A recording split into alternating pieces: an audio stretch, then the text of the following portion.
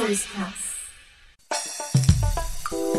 Hey, it's Benji Cole, son of Al Cole from CBS Radio and host of People of Distinction, the talk that gives an in-depth view of some of the most dynamic, intelligent, and successful people on the planet. And on the line with us today, we have Dixie James and J.D. Griffin. We're going to be discussing Dixie's fantastic book, Holly. Mother and daughter inspire each other to live life at its fullest.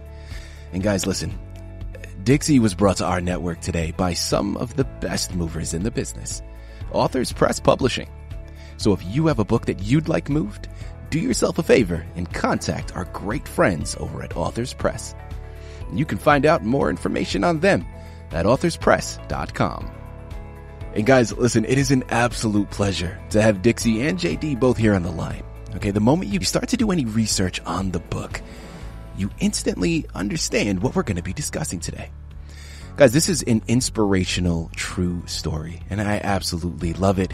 Now, we're going to be talking about Dixie's daughter, and I'm not going to go into too much detail, first and foremost, okay? I'm not going to steal Dixie's thunder. I'm going to let her go into all of the details, but we're going to be talking about her daughter and the magnificent journey that she has had. And also, we have JD here on the line, and JD is Holly's coach. So he's going to be able to articulate things from his standpoint and his perspective as well. But guys, listen, at the end of the day, given the past year and a half, going on maybe 20 years, it feels like, with this pandemic, I have been yearning for something really to take me out of the day-to-day monotony that has become this COVID living situation. And this book is the perfect exit strategy. Again, it's such an inspirational, wonderful story that you just can't help but want to get on board. And as I stated, Dixie is the expert, okay? She's written the book. She's pulling from her experience. She's going to be able to articulate everything much better than I ever could. So without further ado, let's jump right in. Dixie, JD, first and foremost, welcome to People of Distinction, and thank you so much for being guests. How are you? Doing great. Great, and thanks for having us. It's a privilege. Absolutely. Well, listen, the honor and the privilege is all ours, and we're very much looking forward to this and very excited to have you both on the line with us today. Now, Dixie, I know we have so much information to cover, but before we go into the book, let's hold off slightly. Start by telling our listening audience a little bit more about yourself and your background, please. All right, I'm Dixie James, and I'm a mother of 2 children, and one of them just happens to have Down syndrome. My daughter inspired me to go to college and become a special education teacher, so I went and got a master's degree in exceptional children and have taught in special education for 30 years. So she gave me a lot to just learn how to care for her at the very best I could. So that's my background, and she's given me a lot of living that I have tried that I never would have before. And she's made me just grow bigger, as I hope I have made her grow to a fulfilling life. As you'll see as I talk about Holly, it's my story. And JD, please, it would only be appropriate. Tell us a little bit more about your background, and then, of course, we'll get to your relationship with Holly in a bit. But talk to us a little bit more about your background, please. Sure, thank you. I'm also an author, and I will not plug my book here. This is Dixie's finest hour, not mine. But I'm a fitness and nutrition author. I've been in this space my entire adult life, which is more than 40 plus years of nutrition and fitness. I'm a professional natural bodybuilder, a certified nutrition coach, a low carb, high fat, keto nutrition expert. And I first met Dixie many years ago. We're members of the same gym in a Saturday morning spin class. We were both regulars. And for many years, I didn't even know she had a daughter. And I'll get into the story of later in the interview when I tell you about my relationship when I first heard about Holly and what Dixie was going through. Mm-hmm. Fantastic. Well, listen, without further ado, let's jump right in. Dixie, tell us a little bit more about your book. Holly, mother and daughter inspire each other to live life at its fullest. Exactly. Well, Holly is a book about a mother and her daughter who happens to be born with Down syndrome. I'd say it's a story about how love doesn't always come on time and how the unexpected can make a person become more than one ever believed could happen. Holly enters into a life of heart disease and a ticking time bomb, actually. She evolves into a young woman who actually even becomes a married woman. How does that happen to a Down syndrome child that was thought to be a vegetable? It goes on talking about the life of Holly and how many of the things she does in life are just like any other young woman. She happens to inspire her mom to climb Mount Kilimanjaro and swim from Alcatraz. And how does a daughter with Down syndrome inspire a mom to do that? So there's a lot of chapters in here filled with pictures that really show Holly James growing from a tiny baby that's called a mongoloid into a married woman. Now, you just referenced the absolutely just disgusting term that was used years ago, mongoloid. Now, when Holly was born, you were told that she had Down syndrome, and specifically mongoloid. That's the term that they used at that time. I'm curious, did you follow the advice of mainstream medicine? Well, hearing that right after I'd given birth to Holly, and I was told by a doctor, Miss James, you have a mongoloid baby, and she's very floppy, and she has heart disease. She may only live a short number of years. She may be a vegetable. And then the cardiologist keeps on talking and adding, I don't know if I could take her home. You might want to stop at Sonoma State Hospital. Some mothers have dropped their babies off there. Wow. If that's mainstream, that was something I wanted to do. However, Benji, I did go into Sonoma State Hospital to take a look, and when I saw the babies laying on their baby blankets on a very dull-colored rug with a television blasting just noises senselessly at them, I turned around and I said, I know I can do better than this. Because at the time, I was told I was certainly filled with grief. I was in a sea of grief, and I kind of rocked a lot in my rocking chair, feeling I'd been cheated, and so had she. And I thought the future was pretty bleak. And I would rock her and rock her until I felt so tired of being sad. So I changed my rocking chair into a set of tennis shoes and started to walk. And I just thought and walked, and I said, you know what? I feel better every time I go out and walk and plan. And I planned that I'm going to just treat her as a baby. I don't know any way else, because this is my first baby, and I'm just going to do what would you do with any other baby that was born. So I thought I'd enroll her in cooperative nursery school, and the people there thought, why do you want your baby here? And I said, why do you want your baby here? I just want the same things. I want her to look, be happy, feel joy, copy others. So that was another thing that was not mainstream medicine. And I thought, this feels right. Whatever I'm doing, it feels right. Another thing I did was put her in regular school. I found a kindergarten teacher that accepted her, and I thought, this feels right. Give her normalization at every level. Start early. So I did that, and I put her in second grade and third grade, couples with special education.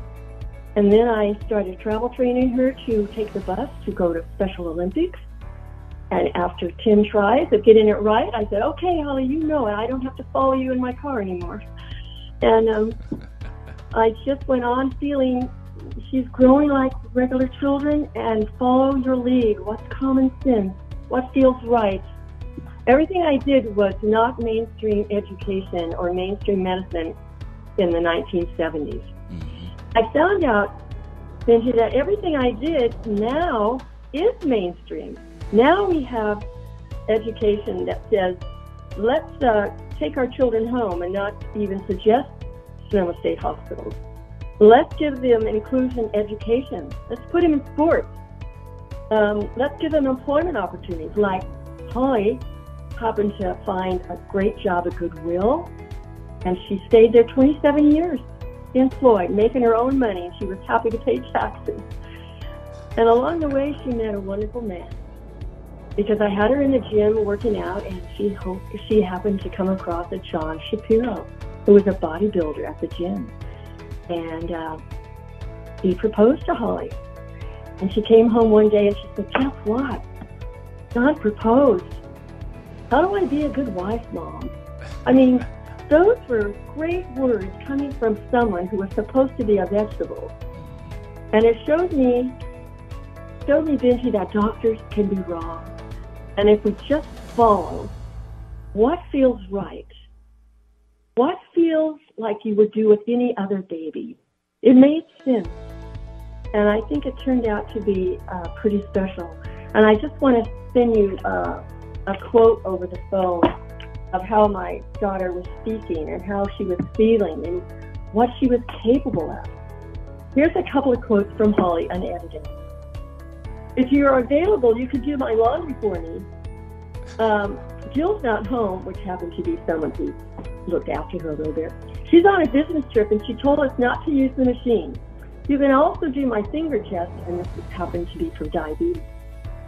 Here's another one. "Hello, Mom. This is Holly, your daughter. I just want to let you know I'm done with Tulane." She was working out with Tulane. "Please call me when you get home. We can do banking early."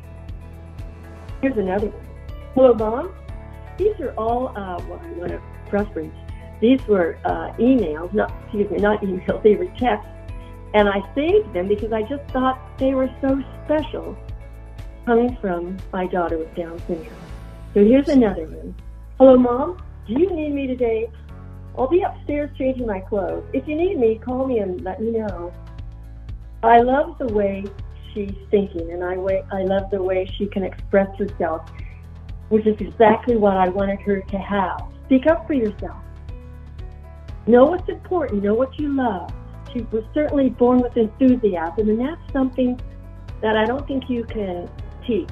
I was very lucky to have her just full of enthusiasm, and I think we foster that enthusiasm every way to make her have a very exciting life. And to this day, she's my buddy in swimming, in traveling, in going herself to actual Down syndrome conferences and speaking. And I remember when she was born, my husband and I would go to Down syndrome conferences to learn about what else do we need to know so we can take care of a child with Down syndrome. And now, Holly James herself is going and speaking. I find that quite a turnaround, Benji. That is incredible. That is absolutely incredible. Guys, I told you this was an inspirational, feel-good story. Listen, again, here on the line with Dixie James. We're also on the line with J.D. Griffin, which is Holly's coach. We're going to be talking to him in a second. But guys, make sure you pick up this fantastic book. Holly, mother and daughter inspire each other to live life at its fullest. You surely will not be disappointed. You know, Dixie, next question that I want to go to, and really something that really, it struck me when you said it, right? Because you were talking about, this is going back 30 plus years now. And when you initially had Holly, and some of the thoughts and the feelings and the emotions that you experienced and you were feeling, and I believe, my apologies if I'm misquoting you, but I believe you said something akin to, you felt cheated. And that is something that I think is so profound. And I really want to focus on that because, you started there. But as you're talking and you're going through and you're giving these little excerpts from your daughter, I can literally hear the smile through the phone. I can hear your joy, your pride, your excitement through the phone. And I know that there is so much love and compassion that you have for your daughter. Now, the follow-up question that I'm leading to, and the reason why I think this is so profound, because I don't have any kids myself, but I have a lot. I mean, of course, now, given the point that I am in my life, all of my friends now are starting to get married. We're starting to have kids. People, we're owning houses. Like, we're in that stage in our lives. And some of my friends have children, one that has autism, another one that has Down syndrome, and these different disabilities. And from having conversations with them, specifically with my friend that has a child that has Down syndrome, he expressed similar emotions when it first happened, because he was kind of like, I always envisioned the child that I would have, and this was not it. And he was taken aback. Nothing against the child, but from a human being standpoint, and I think that's the reason why it's so relatable. People that find themselves in similar circumstances, that initial thought and that initial emotion may be shame or regret, but doesn't necessarily mean with the child. It's just their initial perception. Now, the follow-up question that I want to ask that I think is so important and really is the question of the hour.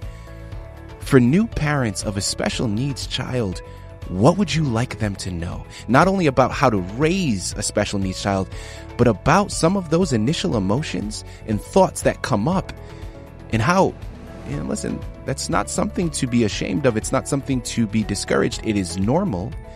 And here is how I dealt with it and how I continue to progress. Yeah, I think that's a good question, and thanks for asking it, Benji. There's certainly going to be this sea of grief, because it's not expected. It's a surprise package. Mm-hmm. There really is a surprise package. And all I could think of is, the circumstances are horrible. I had to change my view. I really needed a new outlook. I got a new outlook for certain when I visited Sonoma State Hospital. And I also felt a little bit like this haiku poem, which is, when my house was burning down, I know that I now owned a new house with a better view of the rising sun. A new view is exactly what I was working on, to save Holly and to save myself. I had to change it around. Not one of the worst circumstances, but one of the best circumstances under this. Here's what I thought. I have an opportunity. I have an opportunity to do something really special, and that is to give someone the best life that you can. You do your best and you forget the rest. You start with, all right, so I have a child that's now, quote, in the old words, retarded. I have a child that is going to have a lot of challenges, and I'm going to embrace it, and I'm going to start right out sending out my baby announcements like, yes, our new baby has arrived. She has Down syndrome, after I learned the term, of course. But we're going to do the best we can. And that's what I wanted to do. Embrace the truth, embrace the honesty, and embrace what are the circumstances that now can be the best. Well, one, I get to learn something brand new. And as Holly made milestones, Benji, I made milestones. I thought, if Holly can try hard and have this IQ of maybe in the 50s or high 50s, if she tries so hard, taking 3 years to learn how to walk, 7 years in Holly's case, this isn't for all babies, of course, of any spectrum. It took 7 years to be toilet trained. I can push myself harder. So that's what I wanted to do. As she did a milestone, I did a milestone. I pushed myself walking and finally completed 26 marathons. I was proud of myself, and I was proud of Holly with her accomplishments. So every time she made a milestone, I pushed myself and said, I wonder if I could swim from Alcatraz. So I started taking swimming lessons, and I pushed myself and swam in San Francisco Bay and ended up swimming from Alcatraz 10 times. I wanted to push myself because my daughter was pushing herself, and I thought, make goals for her, make goals for yourself, Dixie. And I became strong and independent, just like my daughter. Eventually moved into her own apartment. She was very independent. And I wanted to let people know, never underestimate the potential of others, including our special children, because doctors can be wrong. Absolutely. And really, it doesn't matter what happens to you. It's how you handle what happens that matters. That's why we want to get out there and get a new view of our child. Aim for the outcome that you want. speak up for your child and get involved in your community. Find out what parents of developmentally disabled children can find to help themselves and their child at the same time.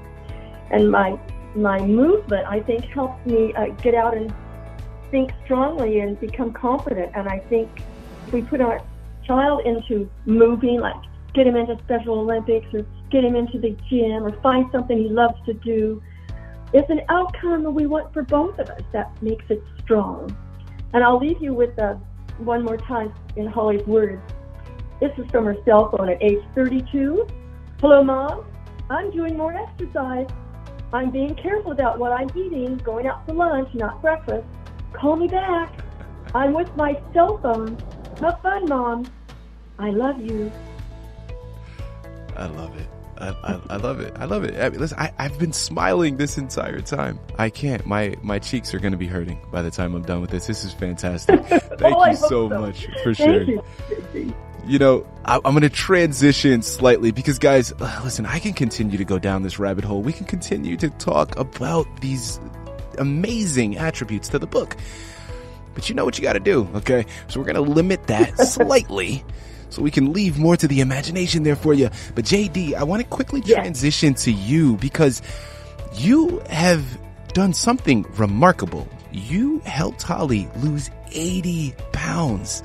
I mean, guys, that is not a typo. That is not 80. That is absolutely incredible. JD, please talk to our listening audience. How did you enable Holly to lose that weight? Well, thank you for that. The short answer is we put her on a keto nutrition plan. But what does that mean? I'll give you the long answer. So like I said in the introduction, I've known Dixie for several years, and I knew very little, next to nothing about her daughter. And it was the spring of 2019, and I just bumped into Dixie in the city of San Francisco. I was commuting home from work. She was finishing up a swim in the bay with her wetsuit and in the freezing water, and I was very impressed. And we said hello, we started talking, and Dixie was very distraught and upset. And it turns out she shared with me that Holly's doctors wanted to up the type 2 diabetes medication. And so Holly has been diabetic for many years, as a lot of children with Down syndrome end up overeating carbohydrates and putting on a lot of weight, and leads to type 2 diabetes. And she'd been on medication. They wanted to up the meds. And Dixie was very aware her daughter was getting sicker and sicker, and this wasn't working. I had my own story with the keto diet. My father was diagnosed with dementia 7-8 years ago when I was publishing my book, A Transformation Guide. And it led me down the path of figuring out what's the root cause of dementia. And it turns out overeating carbohydrates, elevating your blood glucose, shifting your insulin resistance is the root cause of metabolic disorder, which is the root cause of all of the top 10 killers of modern humans, whether we're talking about heart disease, obesity, many forms of cancer, type 2 diabetes. Over a third of the American population, Western world, in fact, is pre-diabetic or has type 2 diabetes.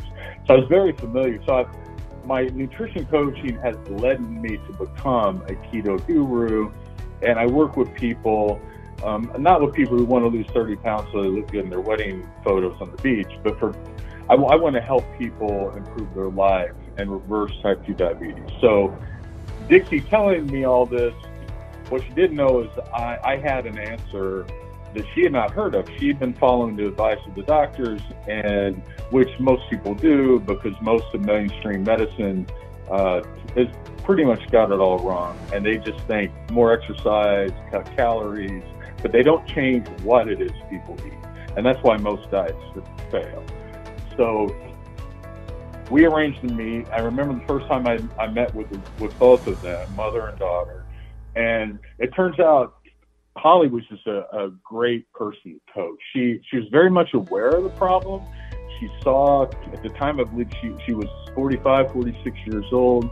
She knew she was getting sicker. She knew they were up in the med. She didn't feel good. She was gaining weight.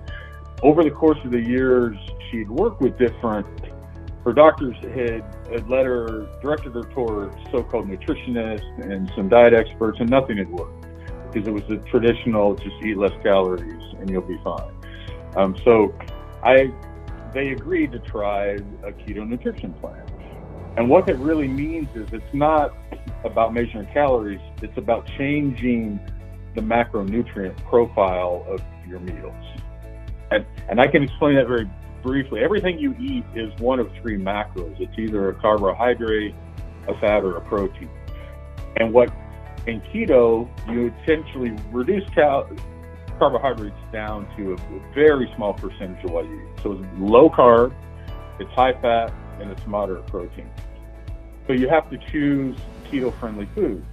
And like I do with any client, I started working with Holly, and she was wonderful to work with because she's a good eater. She likes to eat. And for example, she loves tacos. So instead of, you could have the ground beef, the guacamole, the sour cream, a couple of tomatoes, cheese, but instead of putting it wrapped in a tortilla with rice and beans, she had it on a bed of lettuce. So we removed most of the carbohydrates, other than some green leafy vegetables, and we replaced them with high-fat, moderate protein foods like cold water fish, red meat, eggs, cheese, bacon, nuts, avocado, and Holly loves all of those things. And to help her mother, Dixie, who's sitting here beside me, is a wonderful cook and loves to experiment in the kitchen. And Dixie learned a lot of keto-friendly recipes. Like, for example, we don't eat root vegetables. They're starches like potatoes. Mm-hmm. But her daughter loved mashed potatoes, so Dixie learned to make cauliflower mash, which is a vegetable that grows above ground. It doesn't contain starches. So you can replace a lot of starchy vegetables with cauliflower. And little tweaks like that, and Dixie made wonderful meals, and her daughter Holly loved it. And over the course of a couple of years, she went from 180 to 100 pounds and looks and feels better than ever. And it was just a fantastic transformation. One of the greatest pleasures of any nutrition client I've ever worked with was working with Holly. And I'll add something else. Holly was very much inspired. She, as a Down syndrome person, she constantly surprised me whenever we would meet, that she follows everything, and she's very wise, and she understands what's going on. And one of the most powerful things she ever said to me when I asked one time when we met over coffee, she looked a little bit upset about something, and it turns out one of her friends, who also has Down syndrome, who she known since a child, had just passed away. And Holly squeezed my hand and said, "I don't want to be next." So she got it. She was on a mission to save herself, and she made an incredible change. In fact, she should inspire everybody. She certainly inspired me. Dixie, I'm curious, are you on social media? How can our listening audience interact with you? Yes, I am on social media. You can visit my Facebook page, which is Holly, Succeeding with Down Syndrome. My book also sells at Book Passage. And Amazon Kindle, Amazon Book, and I guess you could also reach out to me at my email, which is dixiejames@comcast.net. I'd be happy to mail books out myself, and that's pretty much it. I also have a singing calendar, which is still the songs I wrote when I was teaching, and it's all about the months of the year.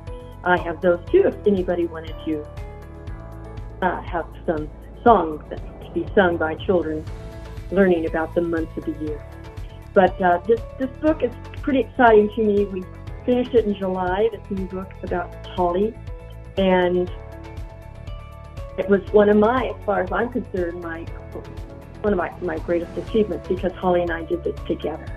Mm-hmm. There you have it. There you have it. Guys, listen, you know what you have to do. All right. I always end my interviews with a little reflection and going into, it doesn't even feel right to do that here. I mean, if this interview hasn't moved you, pinch yourself. I don't know what's going on. Okay. The inspiration is there. It is something that is so enticing. And I know why I'm picking up the book. So make sure you're grabbing your copy of Holly. Mother and daughter inspire each other to live life at its fullest by Dixie James.